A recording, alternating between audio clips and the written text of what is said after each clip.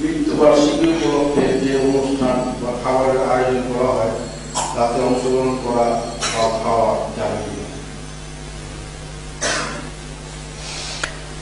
মৃত্যুবার্ষিকীর অনুষ্ঠান যেগুলি হয়, মৃত্যুবার্ষিকী বলেন বা 3 দিনে বলেন বা 7 দিনে বলেন বা 40 দিন না বললেও 42 দিনে বলেন, যাই বলেন, আসলে এগুলি রাসূল সাল্লাল্লাহু আলাইহি ওয়াসাল্লাম ও সাহাবায়ে কেরামদের সুন্নাহর আলোকে এগুলি কখনো শরীয়ত সম্মত নয়, এগুলি বেদাতি অনুষ্ঠান।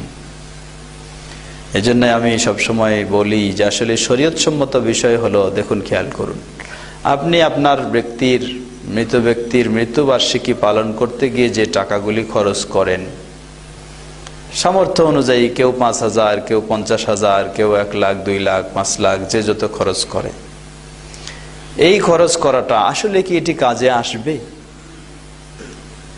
এটা যদি শরীয়ত সম্মত ইবাদত না হয় তাহলে তো অবশ্যই এটি কাজে আসবে না।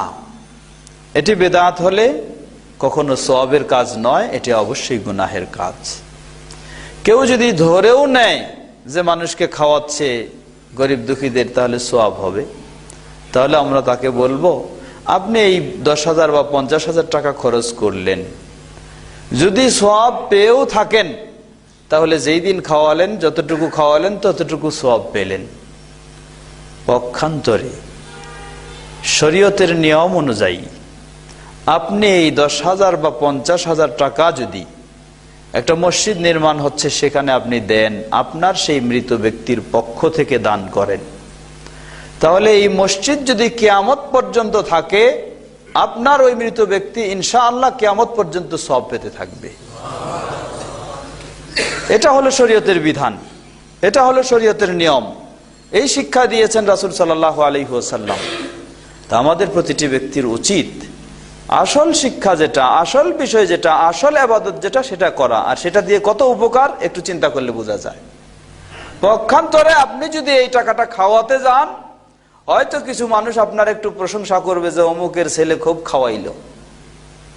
এই প্রশংসার কারণে, এই প্রশংসা চাওয়া পাওয়ার উদ্দেশ্যেও যদি আপনি খাওয়াতে যান, তাহলে আরেক বিপদ, সেটা হলো রিয়া, মানুষ দেখানো ইবাদত, যেটা সম্পূর্ণ শিরক হয়ে যাবে, যার কারণে আপনি আরো বড় গুনাহগার হয়ে যাবেন। কিছুই যদি কোনো গুনাহ না হয়, সওয়াব হইলে অতটুকু শুধু হয়তো পেলেন, কিন্তু পাওয়ার সেটি সুযোগ নেই, যেহেতু এটি রাসূল সাল্লাল্লাহু আলাইহি ওয়াসাল্লাম ও সাহাবায়ে কেরামদের আদর্শের আলোকে কখনো নয়।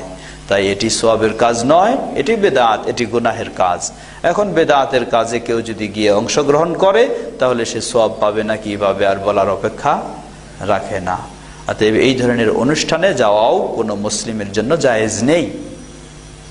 একান্ত যদি কোনো কারণ হয়ে থাকে যে হয়তো তার সাথে আত্মীয়তা সম্পর্ক ছিন্ন হয়ে যাবে বা সে আমার শত্রু হয়ে যাবে, তাহলে সেখানে গিয়েও কমপক্ষে তাকে উপদেশ স্বরূপ বলা যে আসলে ইসলামের আসল বিধান হলো এইভাবে করা, আপনার উচিত ছিল আপনি এইভাবে করতেন, যেন সে আপনার সাথে শত্রুতা সৃষ্টি না করতে পারে। এই জন্য হয়তো আপনি যাবেন, উপস্থিত হবেন, আর অন্তরে ঘৃণা রেখে সেটাকে হয়তো কোনোভাবেই করবেন।